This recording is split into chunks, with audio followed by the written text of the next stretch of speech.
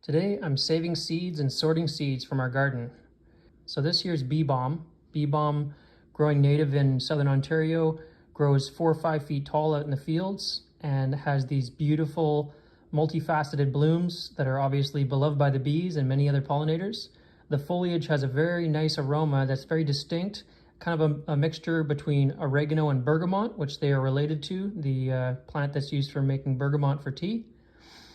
And so each one of these plants can become perennial, each one of these seeds that can live for many years and provide for countless pollinators. And I've also used the foliage culinarily. If you check out in my archive, you're gonna find a recipe for Garden Fresh Gazpacho. And instead of oregano, I used a little bit of the Bee Balm foliage in there, and that was a really nice localized flavor touch.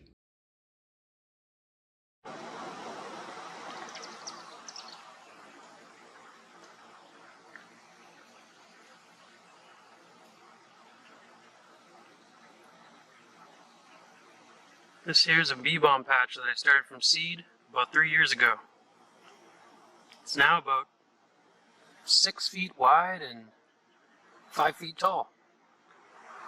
Covered in bumblebees, honeybees, mason bees,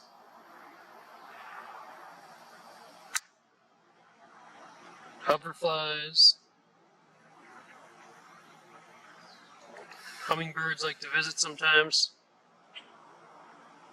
And the leaves have a lovely minty, almost oregano flavor, which I use in some recipes, including a recent recipe you can check out on my blog called Garden Fresh Gazpacho.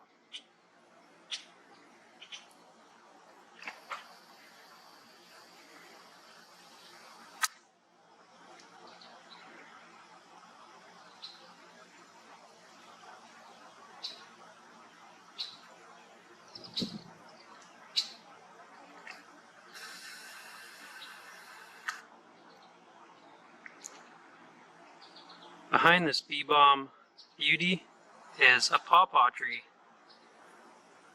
that I planted from seed 7 years ago, and it is now about 12 feet tall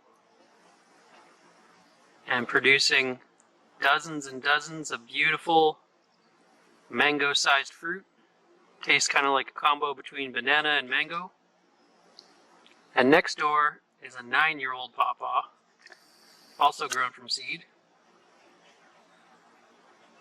That one I grew with the seed planted right in the ground there, so the taproot was not disturbed. So it's growing a bit faster than its neighbor here, which was in a pot for a bit.